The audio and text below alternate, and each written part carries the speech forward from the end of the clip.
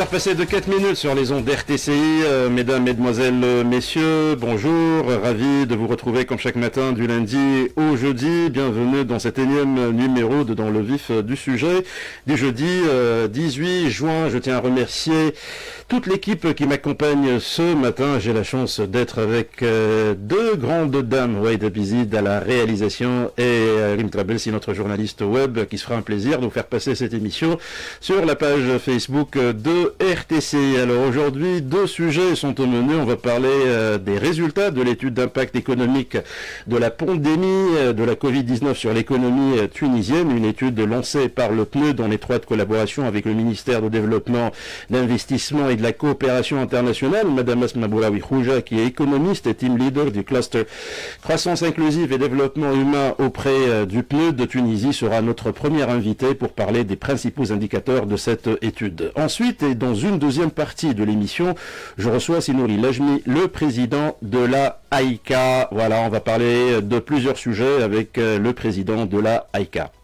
C'est peut-être l'étude la plus exhaustive jusqu'à ce jour portant sur l'impact de la Covid-19 sur l'économique et le social en Tunisie. Elle est l'œuvre conjointe du PNUD, le Programme des Nations Unies pour le développement, et du ministère du Développement, de l'Investissement et de la Coopération internationale. Ce matin, je suis ravi de recevoir Madame Asma Bouraoui Khouja, l'experte auprès du PNUD, et c'est elle qui a piloté cette étude avec l'ensemble de son équipe.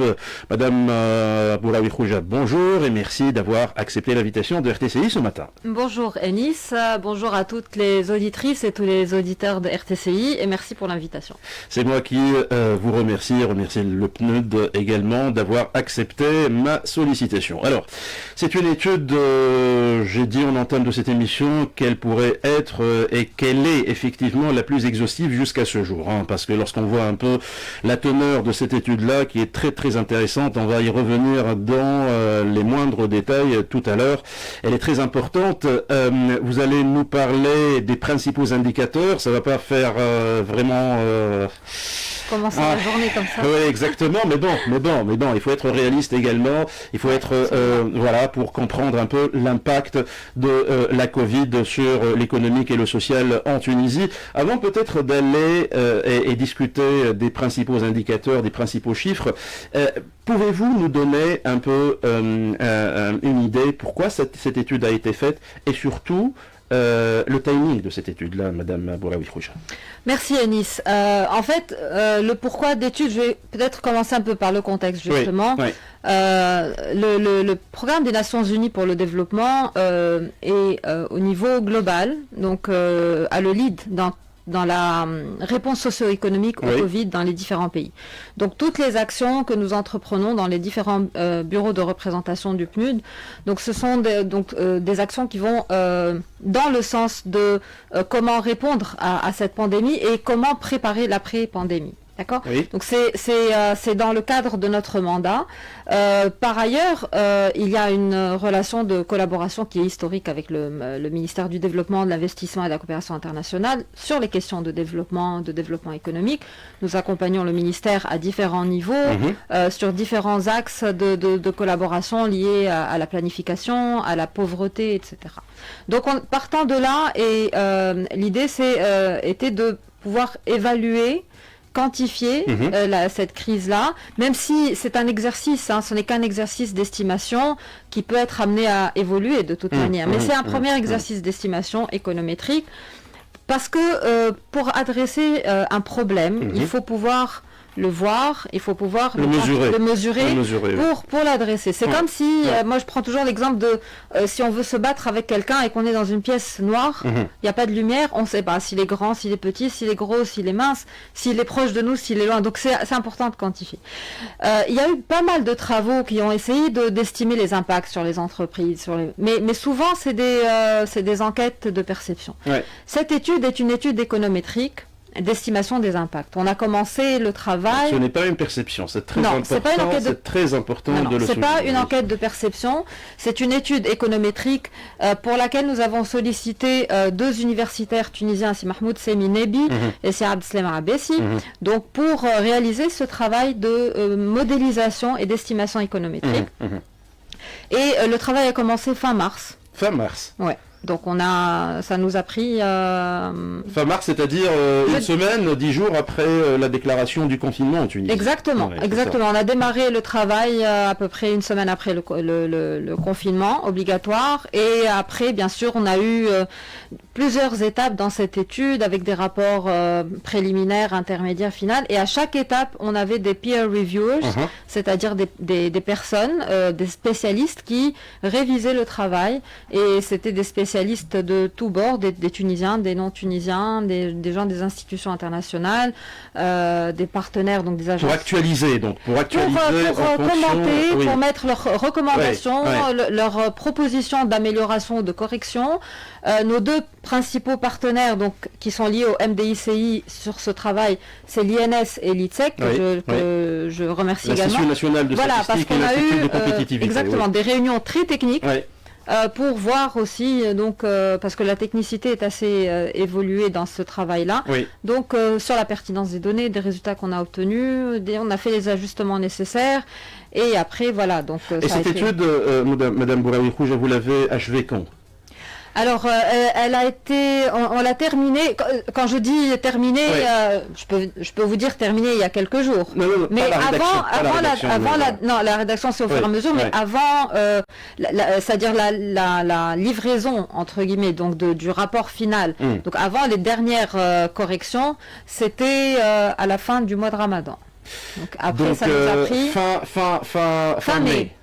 Donc c'est 2 mois, 2 mois de travail intense sur voilà. Après, ça a été toute la période de correction. Donc on avait même aussi notre bureau régional à Amen, notre économiste en chef régional, qui a aussi participé avec des recommandations, avec ses équipes, donc avec des recommandations. Donc voilà, je remercie tous ceux qui ont contribué, en tout cas au niveau du PNUD, des agences UN, les autres agences UN, le MDCI, l'INS, l'ITSEC, nos 2 experts. Et voilà. Donc c'est une étude que vous avez conjointement présentée hier dans une cérémonie où était présent donc le ministre Slimane Azebi, donc ministre de la coopération, de développement, de l'investissement et de la coopération internationale, et puis le représentant résident du PNUD, Monsieur Steve Ottervolg, et puis toutes les équipes qui ont travaillé ensemble. Également, alors, Madame la représentante résidente adjointe, Madame Alice Archer, qui était également présente. Ok, d'accord. Voilà, donc toute l'équipe du PNUD et également donc du MDCI. Alors, pour aller au fond des choses et nous donner un peu une idée par rapport à ça, je vais commencer par la croissance, parce que la croissance est très importante, si vous permettez, Madame Bouraoui-Rouge. Tous les scénarios tablent sur une contraction de la croissance et non des moindres en Tunisie. Nous avons vu un peu la Banque mondiale, nous avons vu également le FMI. Le ministère lui-même, il a communiqué sur la contraction de la croissance. Cette croissance-là, pour 2020, sa contraction est estimée à combien ? Alors, Anis, moi je ne parlerai pas de contraction de la croissance, mais de contraction du PIB. Du PIB, voilà. Oui. La contraction de la croissance, c'est toujours une croissance. Oui. Alors nous, on est à peu près alignés sur les autres estimations, ou tentatives d'estimation. C'est une croissance de moins 4% du PIB pour l'année 2020. C'est une récession économique qui est estimée. Encore une fois, c'est une estimation. C'est une estimation qui est basée sur, en fait... une hypothèse de confinement de 3 mois, parce que c'est vrai qu'on a eu un confinement d'1 mois et demi, mais le déconfinement n'a pas été à 100% tout de suite. Le 4 mai, du 4 mai jusqu'au 14 étapes. Voilà, il y a eu 3 étapes et il y a eu encore beaucoup de secteurs d'activité qui n'ont pas repris et jusqu'à aujourd'hui qui n'ont pas totalement repris. Donc on s'est dit globalement c'est l'équivalent de 3 mois de confinement avec une comparaison entre 2 scénarios, un scénario de référence qui est le cadrage macroéconomique de la loi de finances 2020 qui donnait une croissance de 2,7% et en introduisant différents chocs liés au Covid, qui sont le choc d'offres, donc un arrêt quasi total de toutes les activités, à part quelques-unes, un choc de demande, distribution, secteur de la santé, principalement. Un choc de demande parce que les ménages confinés, donc forcément la consommation baisse, baisse, et un choc d'investissement également. Donc on a vu l'impact de ces 3 chocs-là sur les différents éléments macro-micro et méso, donc sectoriel. Et donc pour la croissance économique, donc voilà, on estime que le PIB reculerait de 4,4% par rapport à la projection qui a été faite. 2,7, de 2,7 à moins 4, de plus 2,7 à moins 4,4, l'écart il est de 7 points. Exactement. C'est énorme. Et ça risquerait d'être encore plus... la croissance risquerait d'être encore plus négative parce que ça évolue encore une fois et que ce sont des estimations économétriques qui sont amenées à évoluer parce que la situation est tellement imprévisible. Et on a eu quelques cas, on a entendu parler de quelques nouveaux cas de Covid de nouveau en Tunisie. Et donc du coup, voilà, ça peut évoluer très vite. Donc si j'ai bien retenu ce que vous venez de me dire, l'évaluation de moins 4%, moins 4,3%, moins 4,4%, c'est effectivement en se basant sur un confinement de 3 mois. Voilà. C'est-à-dire si demain il y aura autre confinement, effectivement ça peut augmenter. Et le moins 4,4 c'est sur l'année. Hein. Oui, je ne parle pas du premier trimestre ou du premier semestre. Tout à fait. Voilà. C'est lissé sur l'année. Oui. Sur l'aspect méso, sur l'aspect sectoriel, quels sont les secteurs qui ont été les plus touchés? Quels sont les secteurs qui ont été le moins touchés? Alors, je vais commencer par les moins touchés, parce que c'est l'agroalimentaire de manière générale et tout ce qui est lié donc à la santé. À la santé et à l'agroalimentaire. D'accord. Ce sont les secteurs qui ont été le moins touchés. Ceux qui ont été le plus touchés, ce sont ceux qui ont été directement concernés par le confinement. Tourisme et transport. D'accord. Et après, il y a beaucoup d'autres secteurs qui vivent de ces secteurs-là, et qui sont impactés indirectement. D'accord. Et là, peut-être, je fais un petit lien avec la suite, avec le micro, c'est que ces secteurs-là aussi emploient beaucoup ou travaillent beaucoup avec des branches d'activité où il y a beaucoup de micro-entreprises. D'accord. Pour le tourisme, tout ce qui est artisanat, les petits métiers, etc. Donc ça aussi, c'est un impact indirect qui est assez lourd. Après, c'est aussi les industries exportatrices, donc textile, mécanique électrique, tout ce qui est tous les équipementiers automobiles. Donc ça, c'est parce que... Les IME, donc. Voilà. Donc, parce que il y a la fermeture des frontières, il y a le confinement, et parce que aussi, c'est une crise, c'est une pandémie. Une pandémie, ça veut dire que c'est à l'échelle planétaire. Donc, et nos principaux partenaires ont été touchés plus que nous. Donc, la situation est... on peut dire que, bon, j'espère que ça va pas s'aggraver, mais en tout cas, on s'est quand même très bien sorti sur le plan sanitaire. Oui.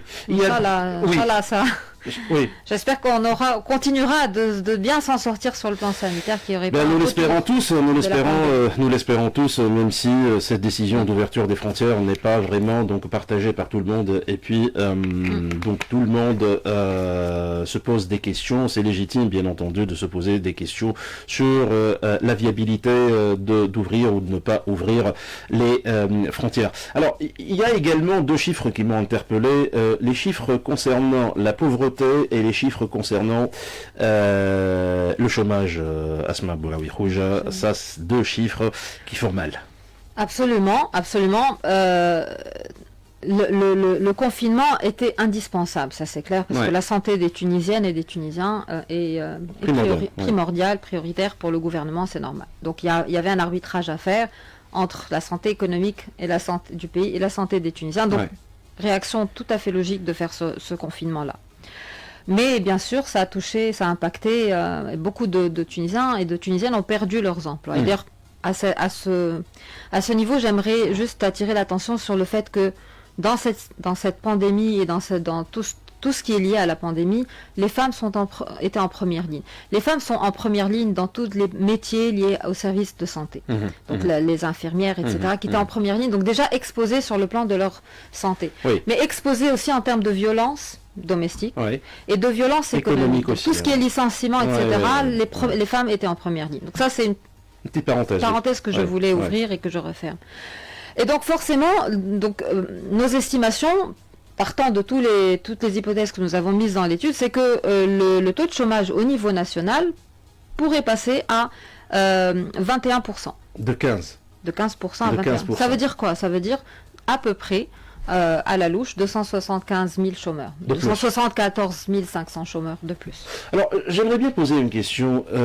Cette étude-là prend en considération le chômage officiel, entre guillemets, ou le chômage informel? Parce que l'approche informelle est très importante également, hein. Donc le travail informel, vous l'avez comptabilisé, vous l'avez pas comptabilisé? Comment les choses se sont passées pour mieux comprendre un peu? Parce que si on ne prend pas en considération l'informel, j'ai l'impression que l'étude sera tant soit peu biaisée. Hein. Oui, alors justement, dans l'analyse que nous avons faite, les entreprises sur lesquelles nous travaillons, parce que en Tunisie, il y a à peu près 700... Je dirais entre 770 000 et 800 000, parce que là, les 770 000, c'est le chiffre de 2017 de l'INS, dans le cadre du registre national des entreprises. 97% de ces entreprises sont des micro à très petites entreprises, c'est-à-dire qui emploient de 0 à 5 employés maximum. Donc c'est énorme. Et quand on dit de 0 à 5, une grande partie de ces entreprises-là sont donc fragiles financièrement, d'accord. Et une grande partie sont dans l'informel.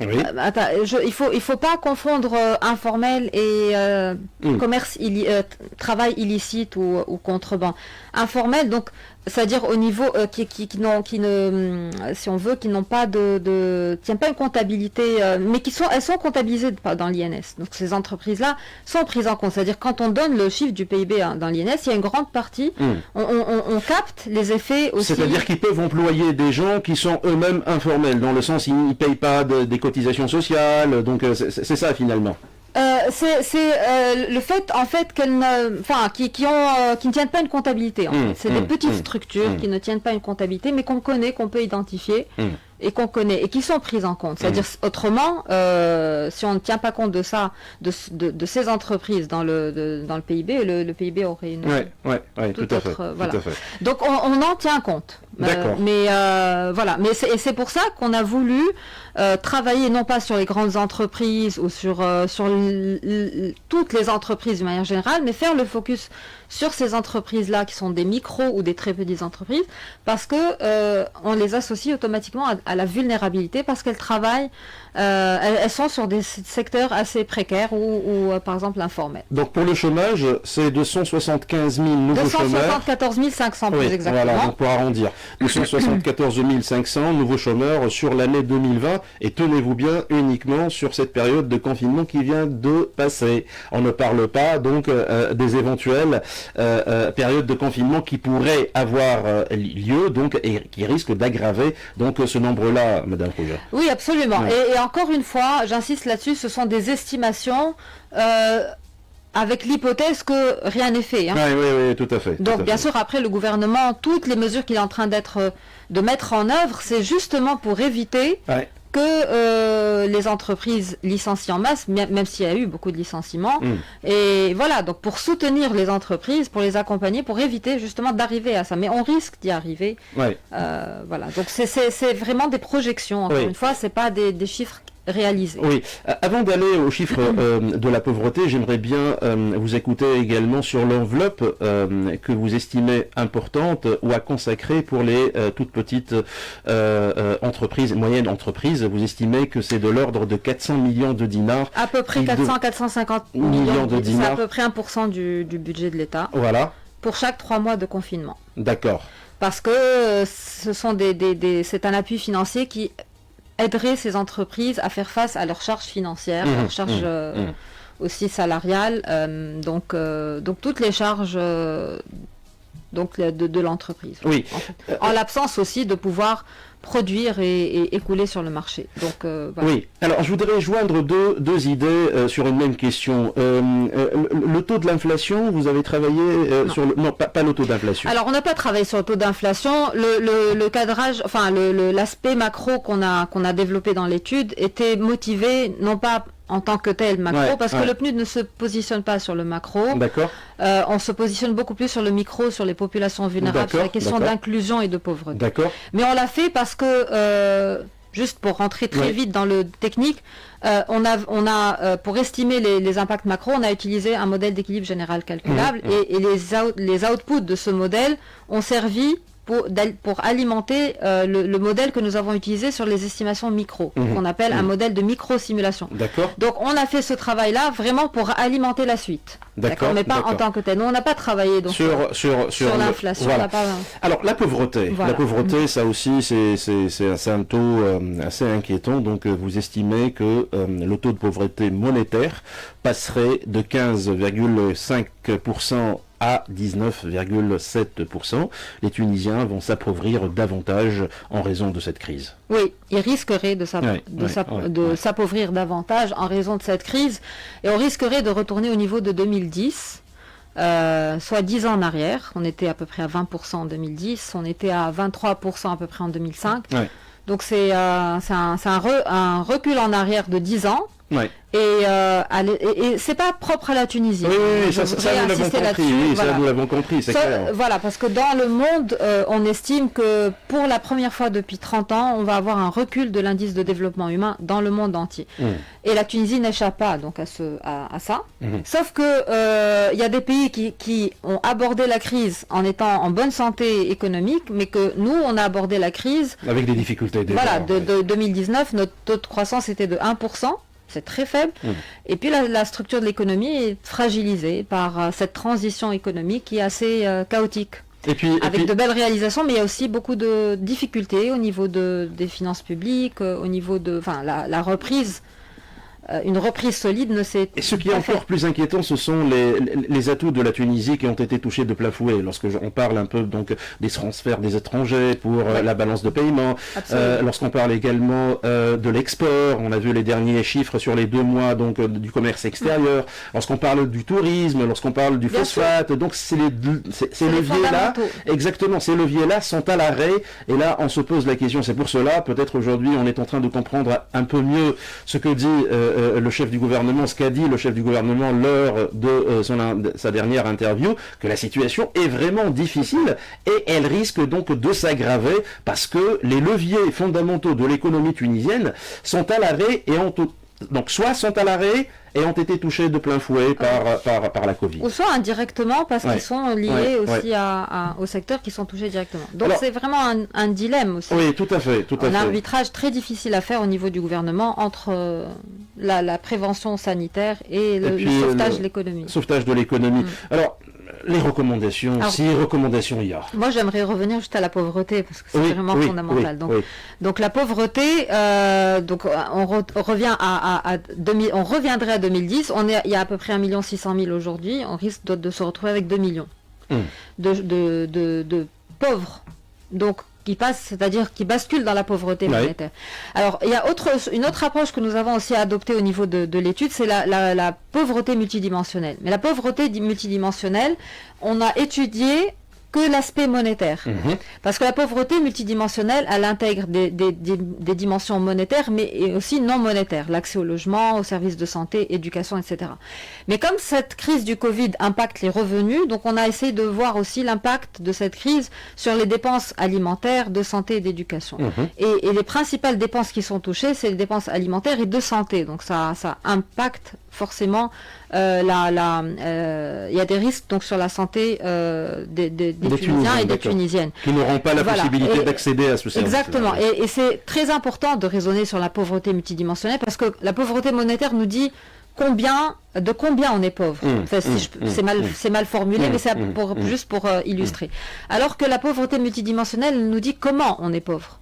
Parce qu'on peut être au-dessus du seuil de pauvreté monétaire, mais on n'a pas un logement décent, on n'a pas accès... Parce que le logement est très cher, ou parce que la santé est très chère. Et c'est pour ça qu'on voulait aussi évoquer cet aspect-là, qui peut être un outil fondamental de planification pour le gouvernement, pour savoir exactement où aller, quoi faire et qui cibler. Exactement. Alors pour les recommandations... oui, ça c'est très important, parce que si on va se limiter au constat, et finalement, donc, là on va se dire, écoutez, on va tous mourir.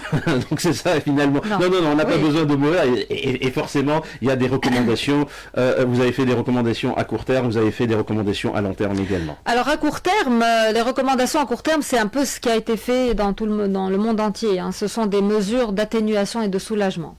parce que principalement le confinement a entraîné l'arrêt des revenus et des sources de trésorerie pour les entreprises, des revenus pour les ménages, des moyens de subsistance en fait. Donc ça, c'est ce qu'a fait le gouvernement tunisien avec les primes, les enveloppes qui ont été versées aux ménages, les lignes de financement, les reports d'échéances fiscales, financières, etc., l'accélération de la restitution de TVA, tout ça c'est... Laissez-moi être un peu critique vis-à-vis du gouvernement quand même, dont l'implémentation de certaines mesures n'est pas vraiment vérifiée jusqu'à ce jour.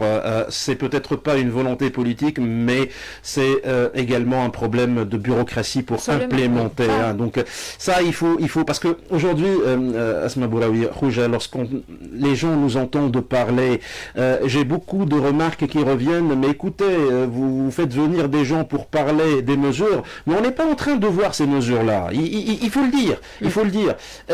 Moi, je pense que ce n'est pas la faute de ce gouvernement, autant c'est la faute donc d'implémentation. Et l'implémentation, c'est procédural et l'implémentation tarde à venir en raison notamment de la nature des mesures qui sont prises et surtout de cette lourdeur de l'administration. Et là, il ne faut pas se voiler la face, il y a un réel problème donc au niveau de cette administration-là qu'il va falloir donc essayer de gérer pour implémenter. Et un peu de patience également parce que les choses donc ne se passent pas comme on le pense dans sa tête souvent. Mais l'une des réponses à cette lourdeur et pour l'atténuer, c'est la digitalisation. Ça, c'est un chantier sur le court, moyen et long terme. Court terme, on a vu que dans l'urgence, ce qui a été fait, notamment le digital wallet, donc pour verser justement le portefeuille électronique pour verser justement ces aides aux ménages directement. Donc la digitalisation, c'est aussi une réponse.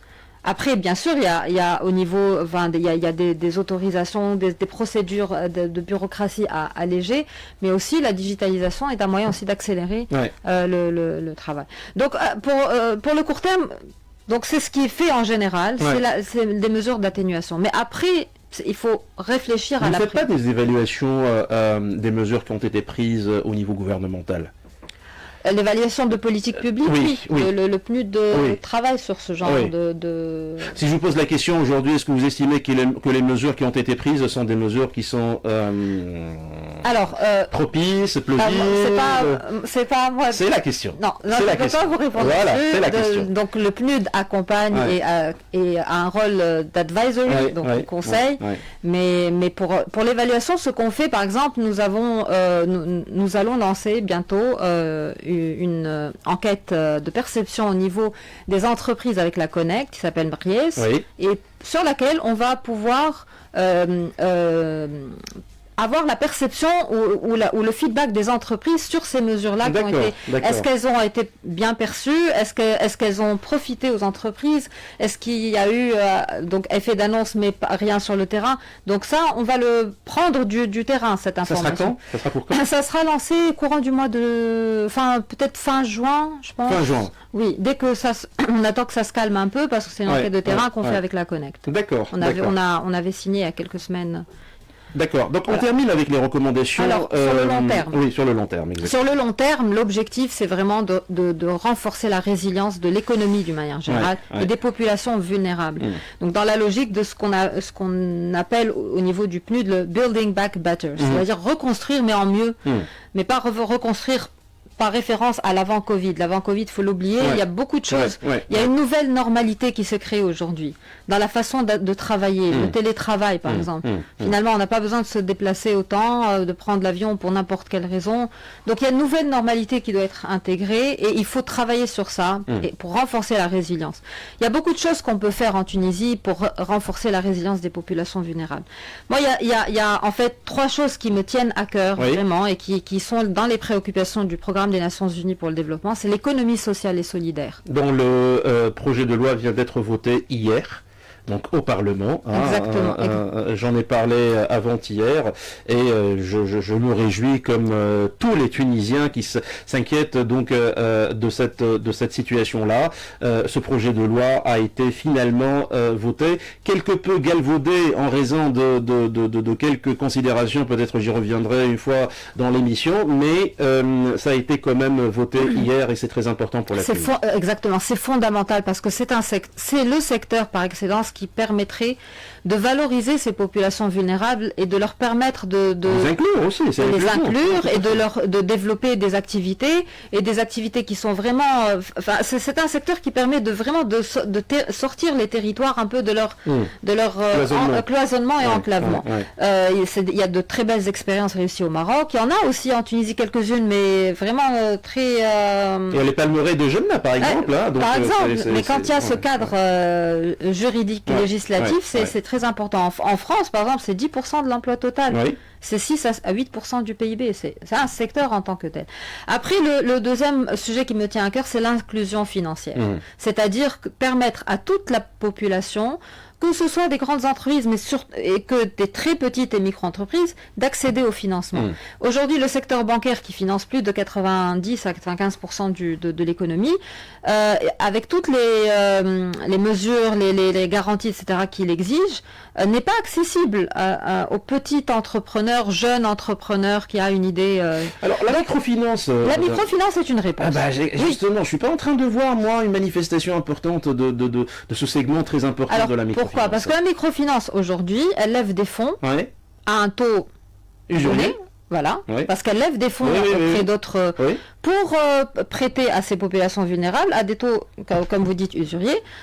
Alors que si on pouvait permettre à ces institutions de microfinance de se refinancer, par exemple, auprès de la Banque centrale, au même titre que les banques, les taux seraient moins chers. Voilà. Oui, c'est clair. Et puis, il y a aussi, par exemple, dans le cas de l'Inde, c'est le cas.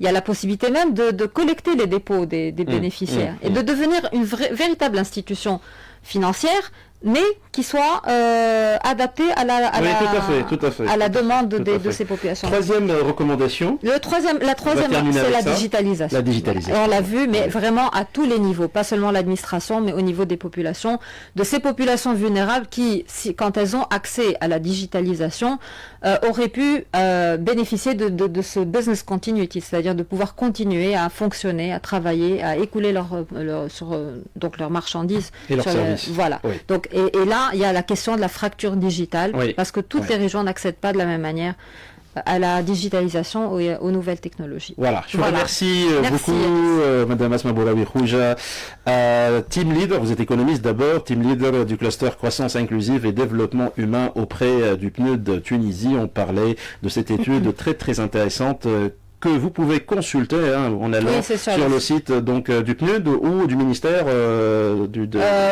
l'investissement, développement et de la coopération internationale. Voilà, c'est très intéressant. Vous pouvez voir tous les détails donc qui sont dans cette étude-là. Je vous remercie infiniment de votre passage. Merci Élise pour l'invitation.